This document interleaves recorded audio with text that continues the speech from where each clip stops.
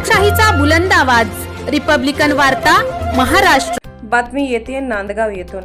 नाशिकच्या नांदगाव तालुक्यातील जातेगाव येथील ग्रामपालिकेच्या हद्दीत असलेल्या बस स्टँड ते दलित वस्तीकडे जाणाऱ्या रस्त्यावरच पिण्याच्या पाण्याची टाकी बांधल्याने रस्ता बंद झाला असून पाणी टाकीचे कामही निकृष्ट दर्जाचे होत असल्याचे नागरिकांमध्ये चर्चा सुरू आहे।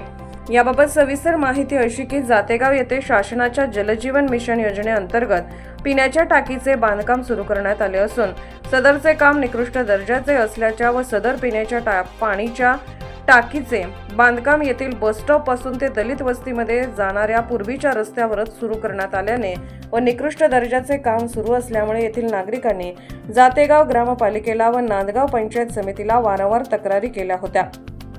तरी देखील सदरच्या बांधकाम करणाऱ्या ठेकेदाराने या तक्रारीकडे दुर्लक्ष करून बांधकाम सुरू केले असून पिण्याच्या पाण्याच्या टाकीचे बांधकाम निकृष्ट दर्जाचे केले आहे। त्यामुळे बस स्टॉपवरून दलित वस्तीकडे जाण्यासाठी अडथळा निर्माण झाला आहे।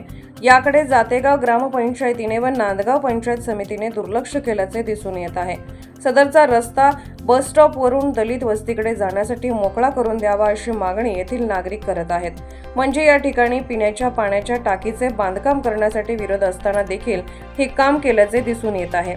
सदरचे टाकीचे बांधकाम करणाऱ्या ठेकेदाराला कोण पाठीशी घालत आहे असा सवाल देखील येथील नागरिकांकडून उपस्थित केला जात आहे। तरीही हा रस्ता मोकळा करून द्यावा अशी मागणी येथील नागरिक करत आहेत। यावर जातेगाव ग्रामपालिका, नांदगाव पंचायत समितीचे पदाधिकारी व प्रशासन काय निर्णय घेते याकडे पाहणे गरजेचे आहे। रिपब्लिकन वार्तासाठी नांदगाव प्रतिनिधी मुक्ताराम बागुल, नाशिक।